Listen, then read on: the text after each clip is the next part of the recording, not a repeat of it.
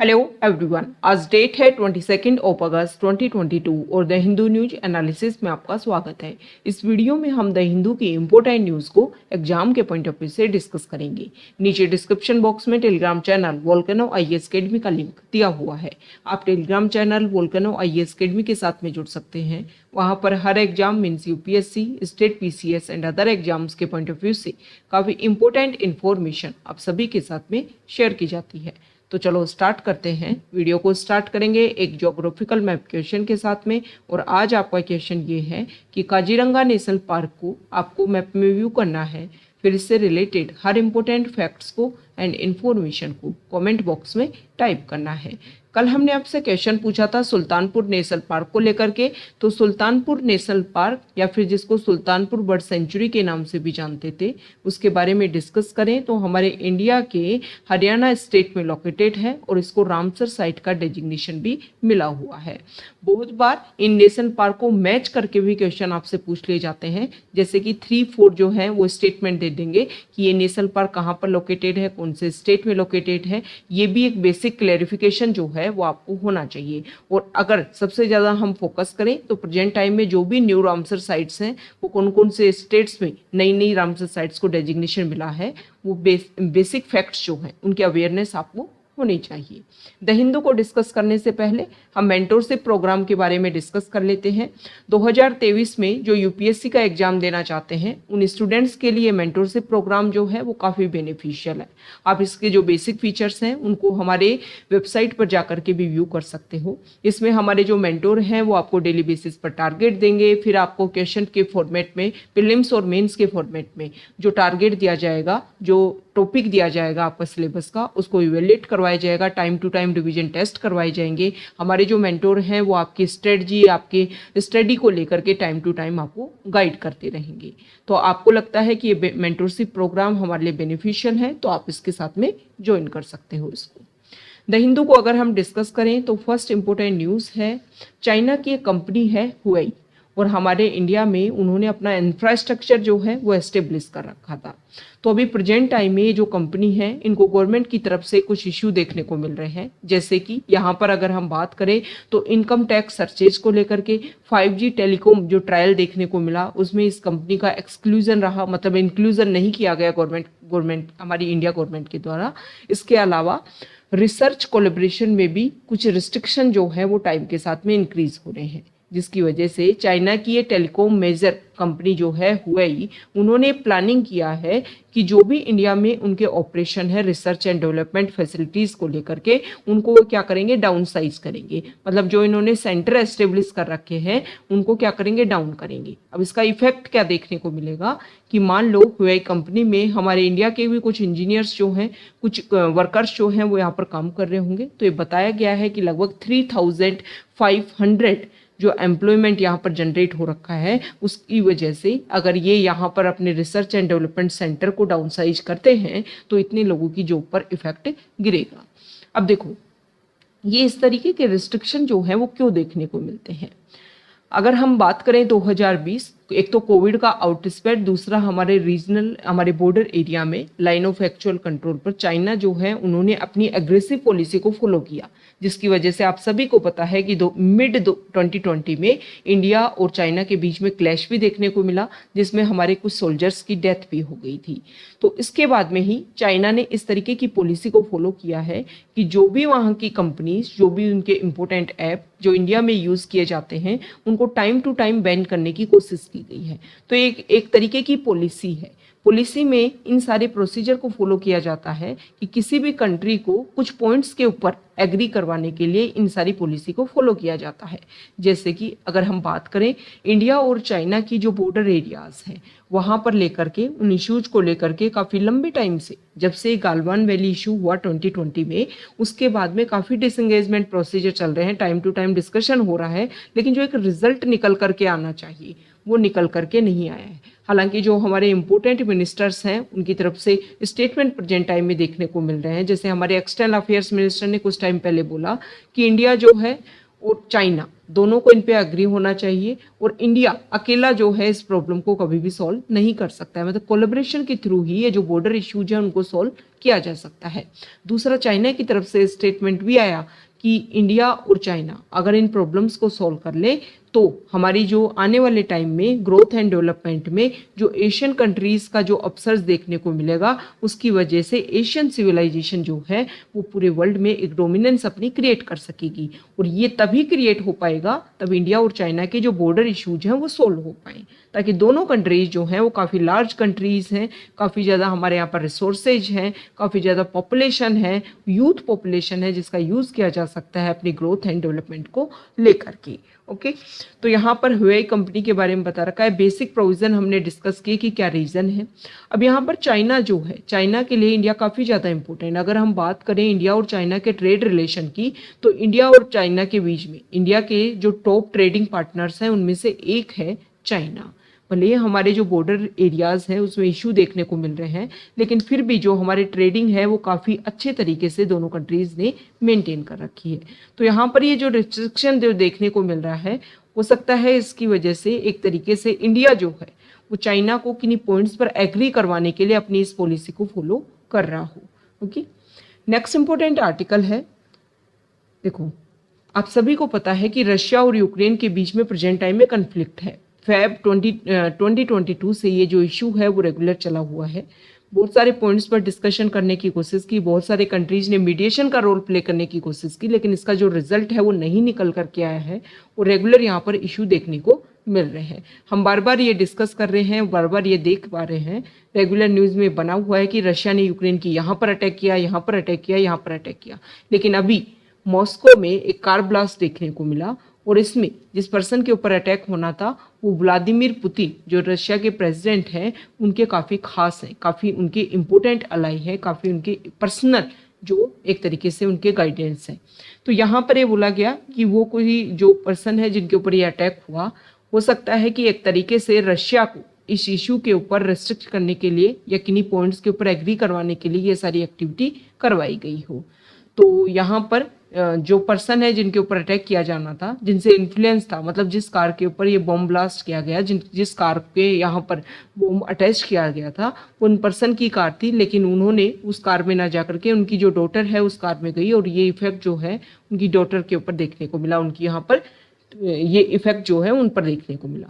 तो यहाँ पर ये बताया गया है कि ये जो भी इशू था ये उन पर्सन के ऊपर एक तरीके से प्रॉब्लम ये थी, प्रॉब्लम का सॉल्यूशन लाने के लिए कि रशिया यूक्रेन वॉर के जो चल रहा है उसका एक रिजल्ट निकल करके आई, उसके कुछ पॉइंट्स के ऊपर एग्रीमेंट्स ऐसा हो सकता है, ऐसा बोला गया है।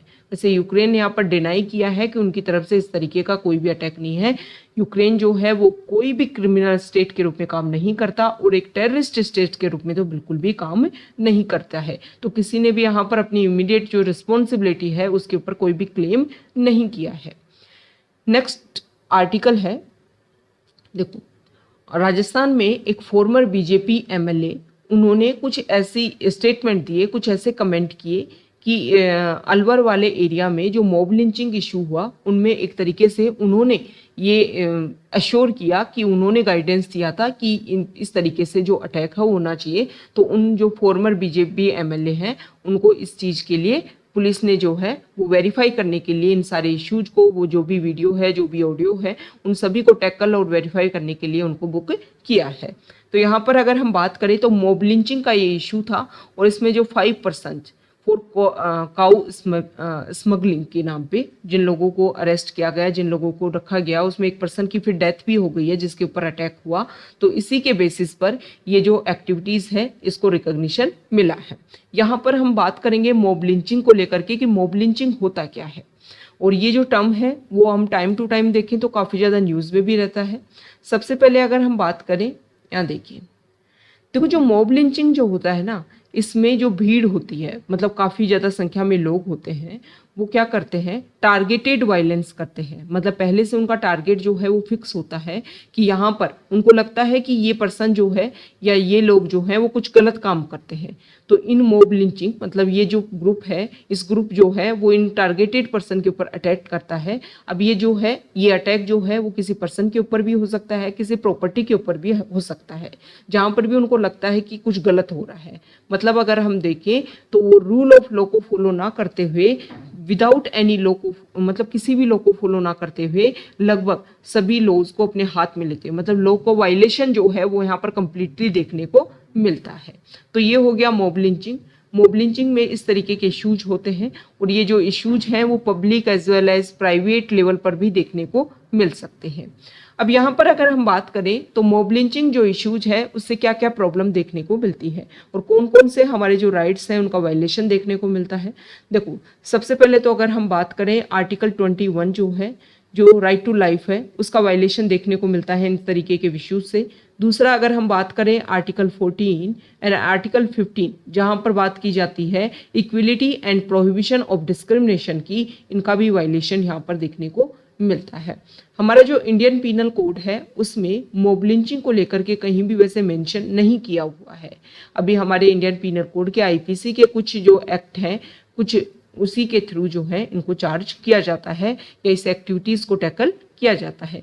तो ये मॉब लिंचिंग जो है वो टाइम टू टाइम काफ़ी ज़्यादा इशू क्रिएट हो रहे हैं। अब ये जो इशू है वो किसी भी पॉइंट्स के बेसिस पर, जैसे कि रिलीजन के बेसिस पर, कास्ट के बेसिस पर, एथनिसिटी के बेसिस पर, ओके, इन सभी पॉइंट्स के या फिर इससे भी ज़्यादा जो इसका वास्ट लेवल है उन सभी के पॉइंट के ऊपर ये जो मॉब लिंचिंग जैसे इशू जो हैं वो देखने को मिलते हैं। 2017 में सुप्रीम कोर्ट ने 2017 में सुप्रीम कोर्ट ने एक केस हुआ था Tehseen S Poonawalla versus Union of India. इसमें सुप्रीम कोर्ट ने कुछ गाइडलाइन दी थी मॉब लिंचिंग को रेगुलेट करने के लिए। सुप्रीम कोर्ट ने ये बोला था कि सबसे पहले तो ये जो केस जो हुआ था, जो Tehseen S Poonawalla versus Union of India, इसमें बोला कि ये जो जिस तरीके से मॉब लिंचिंग बढ़ रहा है ये काफ़ी ज़्यादा हीनियस क्राइम है। दूसरा अगर हम बात करें तो उन्होंने बोला कि सुप्रीम कोर्ट ने कुछ यहाँ पर अपनी तरफ से गाइडलाइंस दी, जैसे कि जो स्टेट्स हैं वो फास्ट ट्रैक कोर्ट जो है एस्टेब्लिश करें, इस तरीके के इश्यूज को फास्ट ट्रैक कोर्ट में टैकल किया जाए। इसके अलावा ये जो मॉब लिंचिंग जैसे इशू हैं इनको सोल्व करने के लिए स्पेशल टास्क फोर्स जो है वो भी यहाँ पर अपने जो है वो बनाई जाए और वो इन्हीं इश्यूज को सोल्व करने की कोशिश करे। यहाँ पर बात की गई कि जो भी पर्सन इसमें इन्वॉल्व हैं उनको कंपनसेशन स्कीम जो है वो लाई जाए। इसके अलावा सुप्रीम कोर्ट ने ये भी बोला कि जो सेंटर जो है, इसके अलावा जो स्टेट्स हैं वो भी अपने लेवल पर इस तरीके की जो भी गाइडलाइंस हैं उनको इम्प्लीमेंट करने की कोशिश करें। तो कुछ स्टेट ऐसे हैं जैसे कि मणिपुर, वेस्ट बंगाल, राजस्थान, झारखंड, इसके अलावा ये जो स्टेट हैं उन्होंने अपने लेवल पर भी मॉब लिंचिंग जैसे इश्यूज को सॉल्व करने की कोशिश की है और उसको लेकर के बिल जो हैं उन्होंने बनाए हैं। तो ये मॉब लिंचिंग को लेकर के कुछ बेसिक फैक्ट्स हो गए जो हमें पता होना चाहिए, क्योंकि जब भी इस तरीके के मान लो मेंस में आर्टिकल आते हैं तो आपको पता होना चाहिए कि इससे क्या क्या इशू हो रहे हैं, इसको लेकर के जुडिशरी ने क्या इंटरवीन करने की कोशिश की है और ये मेनली अगर हम देखें तो ये इशू क्या है। तो जब भी किसी आर्टिकल को आप स्टडी करो उसको आप एक तरीके से, जैसे आप यूपीएससी की प्रिपरेशन कर रहे हो या फिर किसी अदर एग्जाम की प्रिपरेशन कर रहे हो जिसके लिए करंट अफेयर्स द हिंदू का इंपॉर्टेंट है, तो उसमें आप सिर्फ द हिंदू की जो न्यूज़ है उसको पढ़ सकते हो। लेकिन यूपीएससी की अगर आप प्रिपरेशन कर रहे हो तो आपको जो भी आप इशू है उसको आप इंटीग्रेटेड फॉर्म में, मतलब आपको पता होना चाहिए कि इसको लेकर के प्रीलिम्स में कैसे क्वेश्चन पूछे जा सकते हैं, मेंस में किस तरीके के क्वेश्चन पूछे जा सकते हैं और इंटरव्यू में किस तरीके के क्वेश्चन जो है पुट ऑन किए जा सकते हैं। तो इंटीग्रेटेड फॉर्म में अगर आप प्रिपरेशन करते हो तो बहुत सारा जो आपका सिलेबस है वो कंप्लीटली, मतलब 3 लेवल्स के लिए कंप्लीटली एक साथ में आपका प्रिपेयर हो जाता है। ओके, नेक्स्ट इंपॉर्टेंट आर्टिकल है एडिटोरियल पेज पर, और यहाँ पर जो आर्टिकल है इसमें देखो फर्स्ट जो आर्टिकल है इसमें सीबीआई का जो इशू चल रहा है अभी दिल्ली की एक्साइज पॉलिसी को लेकर के, उसके बारे में यहाँ पर बता रखा है। यहाँ पर जो आर्टिकल है वो सोमालिया कंट्री को लेकर के है। सबसे पहले तो इस आर्टिकल में हॉर्न ऑफ अफ्रीका एक इंपॉर्टेंट टर्म को यूज किया गया है। तो यहाँ पर हॉर्न ऑफ अफ्रीका, जिसको सोमाली पेनिनसुला के नाम से भी जानते हैं, इस हॉर्न ऑफ अफ्रीका में 4 कंट्रीज आते हैं: Eritrea, Djibouti, Ethiopia and Somalia. ये जो कंट्री है सोमालिया, यहाँ पर इस साल के स्टार्टिंग में पॉलिटिकल इंस्टेबिलिटी जो बनी हुई थी उसमें स्टेबिलिटी लाने के लिए काम किया गया और यहाँ पर एक गवर्नमेंट जो है वो एस्टेब्लिश भी हुई। लेकिन अभी प्रेजेंट टाइम में यहाँ की जो कैपिटल है, ठीक है, मोगादिशु, वहाँ पर कुछ होटल में कुछ इशू देखने को मिला, जिसकी वजह से देखा जा रहा है कि जिस स्टेबिलिटी के यहाँ पर काम किया गया था, हो सकता है कि वो स्टेबिलिटी आने में अभी टाइम लगी। तो यहाँ पर जो सोमालिया जो कंट्री है उसमें क्या इश्यूज हैं उनके बारे में बताया गया है। तो सबसे पहले तो स्टार्टिंग में जो पावर का ट्रांजिशन देखने को मिला था, जिसके बाद में देखा गया कि न्यू यहाँ पर लेजिस्लेटिव और प्रेसिडेंट के लिए जो इलेक्शन हुए हैं काफ़ी सक्सेसफुल तरीके से ये इलेक्शन हो पाए थे, जिससे माना जा रहा था कि जो भी कंट्री में हॉर्न ऑफ अफ्रीका वाले एरिया में जो भी इश्यूज हैं उनको क्या किया जा सकता है, सोल्व हो सकते हैं। मतलब सोमालिया में जो इशू हैं उनको सोल्व किया जा सकता है। लेकिन अभी यहाँ पर जो होटल जो है इनकी कैपिटल मोगादिशु में कुछ इशू देखने को मिला, जिसकी वजह से माना जा रहा है कि हो सकता है कि कुछ इशू जो हैं वो अभी भी क्रिएट हो सकते हैं। अब यहाँ पर प्रॉब्लम क्या है? प्रॉब्लम ये है कि लगभग अगर हम बात करें तो 1991 में यहाँ पर मिस्टर बेरे, जो जनरल सयाद बेरे जिनकी डिक्टेटरशिप थी, उनकी रेजिम में कोलैप्स देखने को मिला। उसके बाद में इस कंट्री में काफ़ी लंबे टाइम तक जो है वो सिविल वॉर चला। Time to time different clan के जो लोग हैं वो आपस में लड़ते रहे अपना डोमिनेंस एस्टेब्लिश करने के लिए। और फिर यहाँ पर कोशिश हुई कि इंटरनेशनल इंटरवेंशन देखने को मिला। रीजनल लेवल पर जो स्टेट हैं उन्होंने अपने आप को स्टेबल करने की कोशिश की और फिर सिक्योरिटी के बेसिस पर यहाँ पर जो कंट्री है उन्होंने अपने आप को एस्टेब्लिश करने की यहाँ पर इम्प्रूवमेंट काफ़ी अच्छे लेवल पर किया है।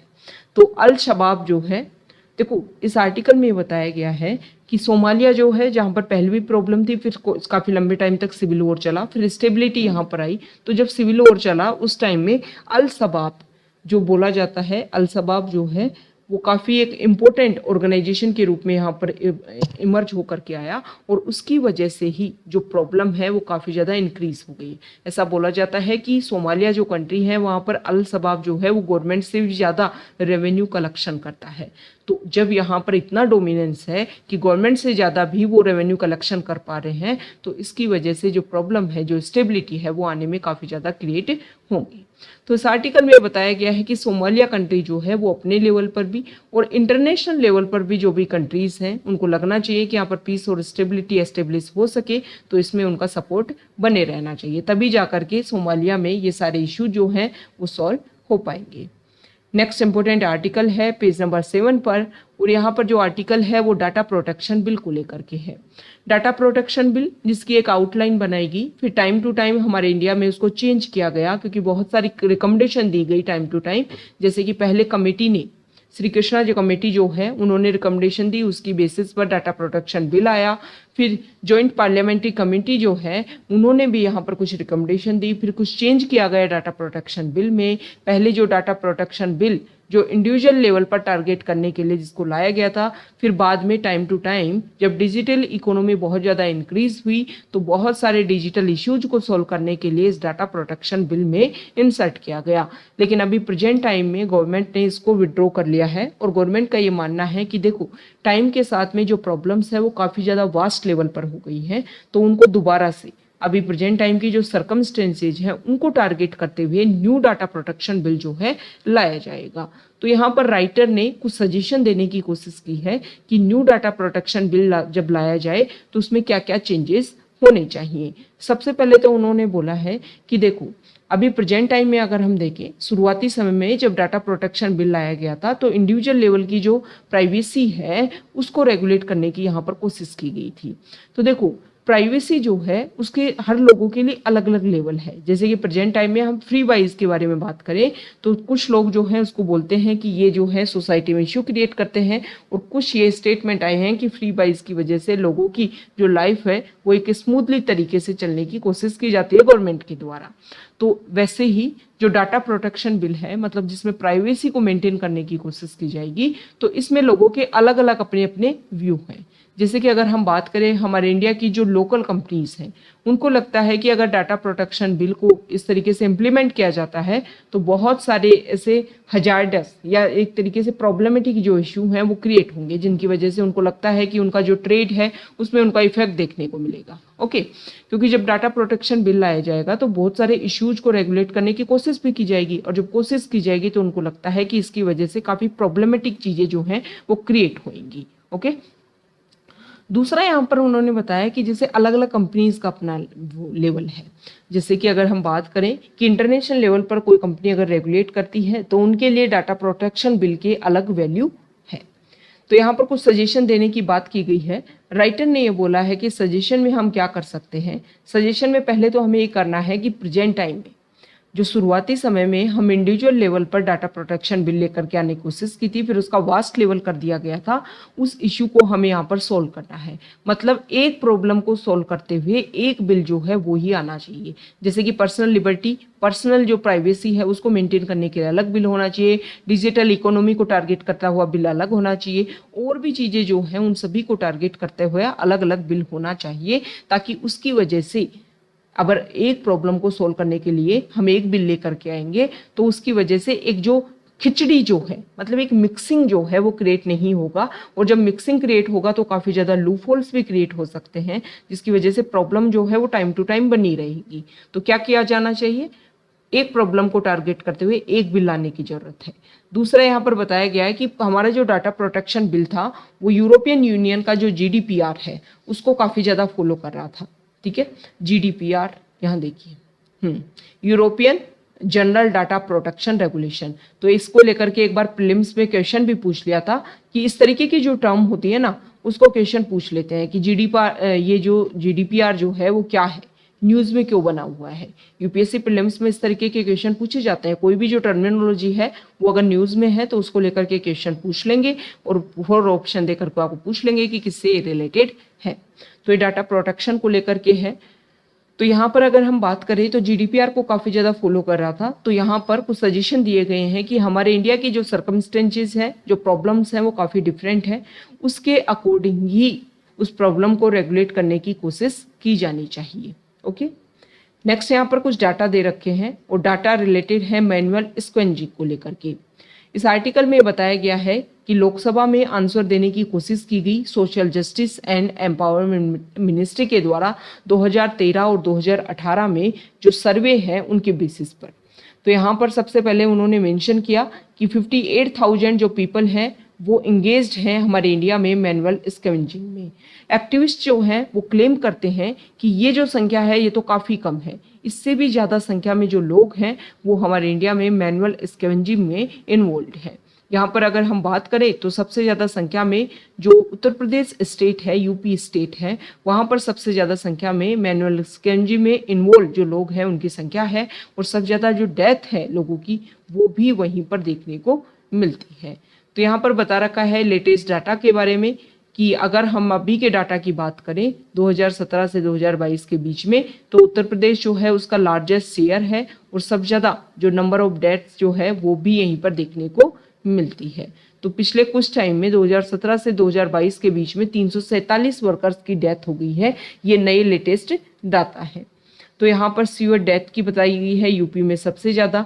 यहाँ पर कास्ट वाइज जो है वर्कर्स की संख्या देखने की कोशिश की गई है। तो शेड्यूल कास्ट जो है उनके उस कम्युनिटी से जो लोग बिलोंग करते हैं उनका सबसे ज़्यादा इन्वॉल्वमेंट यहाँ पर देखने को मिलता है।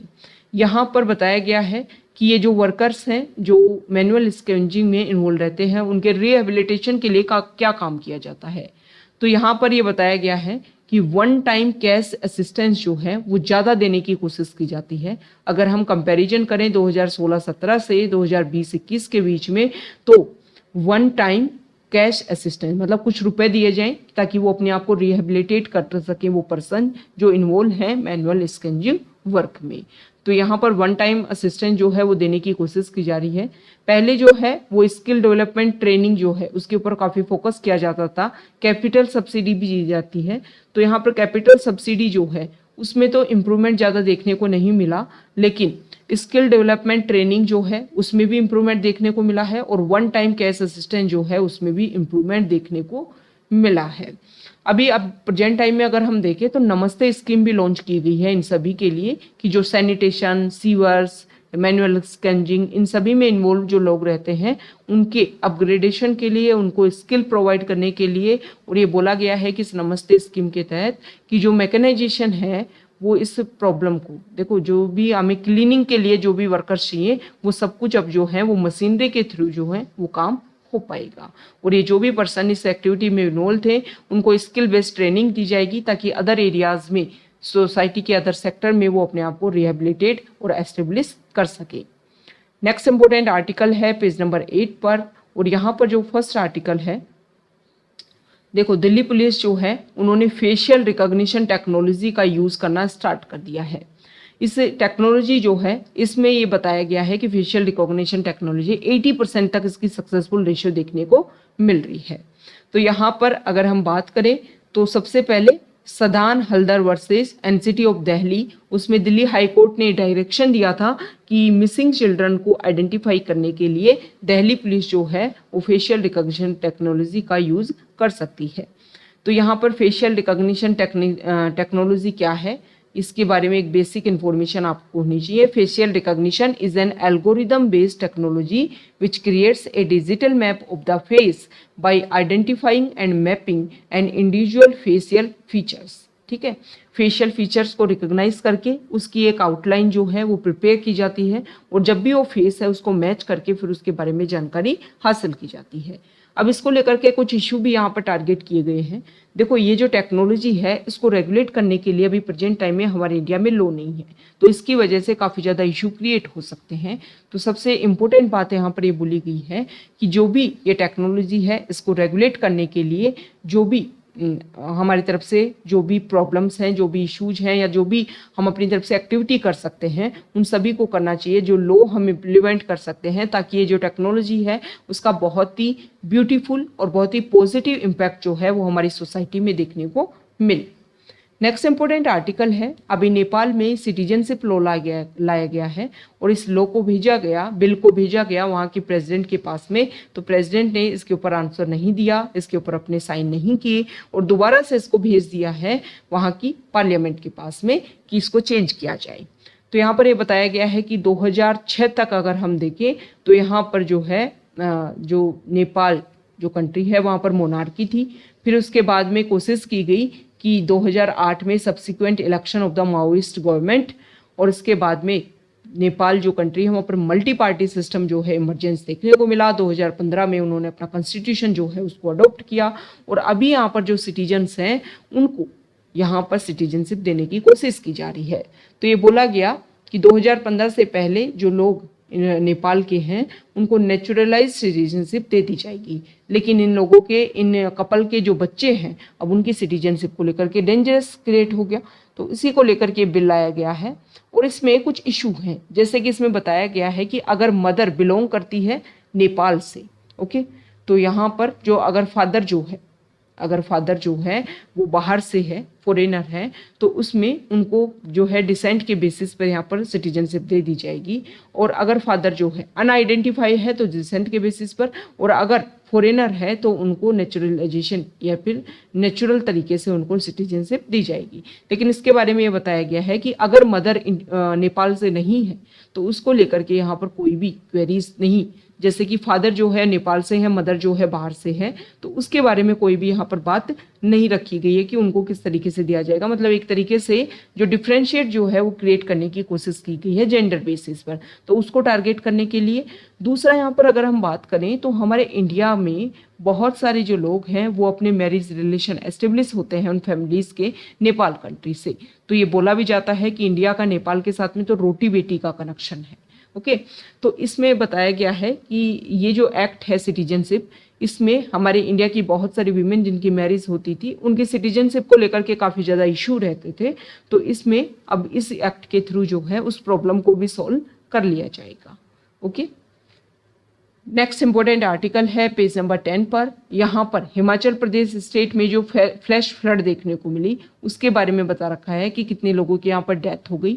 कल भी हमने डिस्कस किया था कि एक सर्वे कंडक्ट करवाया गया, उस रिपोर्ट में बात बोली गई कि जो भी एक्टिविटीज जो है वो हिमाचल प्रदेश स्टेट जो है उसकी वजह से सबसे ज़्यादा इफेक्ट हो रहा है। नेक्स्ट इंपॉर्टेंट आर्टिकल है, देखो कुछ इस तरीके के र्यूमर्स हैं कि यूपीआई जो पेमेंट होता है उसके ऊपर गवर्नमेंट जो है वो कुछ चार्जेस लगाने की बात कर रही है। तो गवर्नमेंट ने बोला है कि जिस तरीके से डिजिटल जो है वो हमारे इंडिया में काफ़ी ज़्यादा डेवलपमेंट देखने को मिला है, लेकिन अभी जो है वो गवर्नमेंट इस तरीके का कोई भी चार्जेस इंप्लीमेंट करने की कोशिश नहीं कर रही है। नेक्स्ट इंपॉर्टेंट आर्टिकल है पेज नंबर 12 पर, पहले पेज नंबर 11 पर देख लेते हैं। देखो जो वोटर आईडी है उसके साथ में आपका जो आधार लिंकिंग जो है वो एक वॉलेंटरी प्रोसीजर है, लेकिन कई जगह ये इशू देखने को मिल रहा है कि जो वोटर आईडी है उससे जो आपका आधार कार्ड है उसको लिंक करना जो है वो फोर्सिबल एक्टिविटीज के रूप में सामने आ रहा है। तो इस आर्टिकल में बताया गया है कि टाइम टू टाइम जो हमारे लॉ मिनिस्टर हैं, टाइम टू टाइम जो हमारे जो गवर्नमेंट है या फिर अदर लेवल पर अगर हम बात करें जुडिशरी है, उन सभी ने स्टेटमेंट दिया है कि इस तरीके से लिंकिंग होना कोई ज़रूरी नहीं है, लेकिन फिर भी ये फोर्सिबल एक्टिविटी कंडक्ट करवाई जा रही है।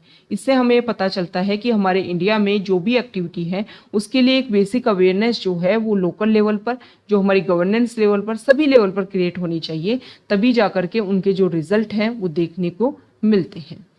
नेक्स्ट इंपॉर्टेंट आर्टिकल जो है यहाँ देखिए पेज नंबर 12 पर, यहाँ पर जो रोहिंग्याज इशू है उसके बारे में बता रखा है कि उनकी पॉपुलेशन जो है, उनका जो यूथ है, उनके जो चिल्ड्रन है, उनका क्या फ्यूचर है, क्या होप है उनके लिए कि इनका जो इशू है, ये रोहिंग्याज कम्युनिटी जो है इनको लेकर के जो इशू है, इनका जो न्यू यूथ है, न्यू चिल्ड्रन जो है, उनका क्या फ्यूचर रहेगा और किस तरीके से उसको सॉल्व किया जाएगा।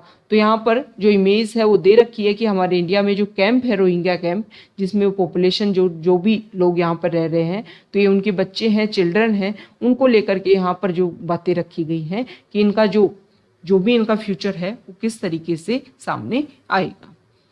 नेक्स्ट इंपॉर्टेंट आर्टिकल है यहाँ पर फॉरेन पेज पर, और यहाँ पर वही रशिया यूक्रेन इशू को लेकर के जिसको हमने फ्रंट पेज पर भी डिस्कस कर लिया है। यहाँ पर अफगानिस्तान जो है उसमें फ्लैश फ्लड देखने को मिली है, जिसके ईस्टर्न अफगान जो प्रोविंस है वहाँ पर काफ़ी ज़्यादा इशू जो है क्रिएट हुए हैं, वहाँ पर कुछ लोगों की जो है वो डेथ भी इसमें देखने को मिली है। ओके, तो यहाँ पर जो मैक्सिमम जो आर्टिकल है वो एक तरीके से यहाँ देखिए, देखो सिंगापुर के जो पीएम हैं उन्होंने यहाँ देखिए president Vladimir Zelensky asked vigilance, sorry ये आर्टिकल है, Singapore Prime Minister Lee Hsien Loong announced on Sunday the country will repeal a colonial-era law criminalizing gay sex, though he maintained that the government will continue to uphold marriage as between a man and a woman. Inherited from the British colonial era, Section 377A of Singapore Penal Code penalizes sex between men with up to 2 years in jail. Gay rights campaigners have long said the law runs afoul of the affluent city-state increasingly modern and vibrant culture and had mounted to unsuccessful legal changes. तो यहाँ पर ये change करने की कोशिश की गई है सिंगापुर कंट्री में। अगर हम बात करें तो कॉलोनियल एरा के टाइम को लॉ जो को रिमूव किया गया है, सेम इसी तरीके से अगर हम इंडिया में बात करें कि तो इंडिया में बहुत सारे कॉलोनियल एरा के जो लॉ हैं वो अभी भी बने हुए हैं, तो इंडिया भी उनको टाइम के अपनी सर्कमस्टेंस के अकॉर्डिंग उनको जो है रिपील कर सकता है। तो ये आज का हमारा द हिंदू न्यूज़पेपर का डिस्कशन था। अगर आप यहाँ तक आए हैं, वीडियो आपको अच्छा लगा है तो प्लीज़ वीडियो को लाइक कीजिए, शेयर कीजिए और चैनल को सब्सक्राइब कीजिए। Okay, thank you.